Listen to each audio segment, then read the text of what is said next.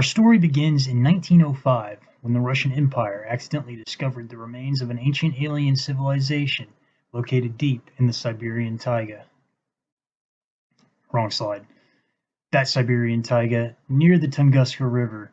Although the alien technology found at the site was far beyond their comprehension, that didn't stop some of the best and brightest minds from Lomonosov State University of Moscow, under direct control of the Kremlin, from trying to crack the secrets of these relics. Imagine if I took a motorcycle back in time to 400 AD. I just left it there in Rome, in the capital, with the keys in the ignition. Just leave it there for them to find. They wouldn't know what to make of it at first, but they get a few clever people to gather around and poke and prod at it. Eventually they're going to figure out how to start it. Eventually they'd even figure out how to ride it. Given enough time, they could even become proficient at riding it. But what's much more likely to happen before that is somebody's going to get hurt. That's exactly what happened on the morning of June 30th, 1908, when control of a reactor was lost, triggering a massive explosion, destroying an area of over 2,000 square kilometers, or 830 square miles, an area as large as the city of London. This became known as the Tunguska event, the first recorded disaster involving relic technology, which, as you may well know, was a real event that occurred on June 30th, 1908, and is believed to have been caused by the airburst of a meteorite or comet. Although, however likely an explanation, this has never been proven. If you'd like to know more, I'll drop some links in the description for a quick rundown on the real Tunguska event. In 1914, the First World War kicks off, setting the stage for the Russian Revolution in 1917, resulting in Russia's exit from the war in 1918, and concluding with the Bolshevik establishment of the Soviet Union in 1922. Shortly thereafter, the Kremlin was finally able to resume research on the remaining relics. This reprise was short-lived, however, as Stalin's Great Purge began in 1936.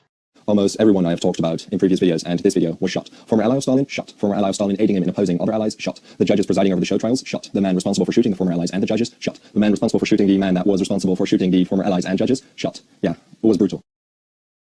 Around the same time, the Third Reich's organization Tat excavated a relic site in the Nordhausen region, near Leipzig, designating it Erkanda 01, also known as the First Relic. Thanks to their renowned engineering capability and mechanical understanding, the Germans were able to efficiently carry out research at the site, and soon learned it was a kind of production facility. Like all relics, it was not without its perils, as they soon discovered while drilling open some of the mysterious crystal capsules excavated from the first relic. The high-density collapse fluid contained within exploded, reducing several research facilities to ashes.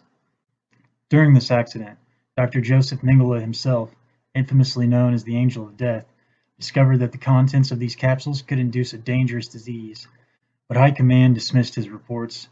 Once the Second World War began, the importance placed on the first relic diminished by the day.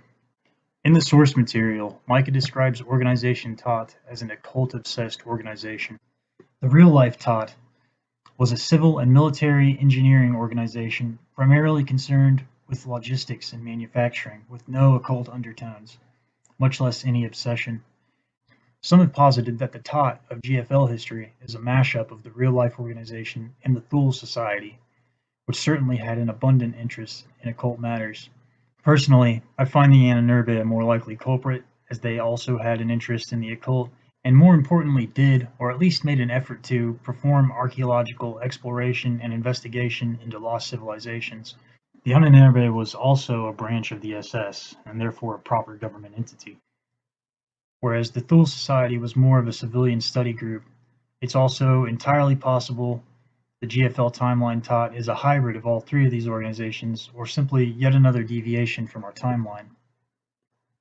In 1945, as the war is winding down, the US deployed ALSOS teams, alongside special agents of the Army Counterintelligence Corps, under Operation ALSOS and Operation Paperclip, respectively, with the aim of extricating scientists from Germany, as well as plundering any technological secrets they could get their hands on.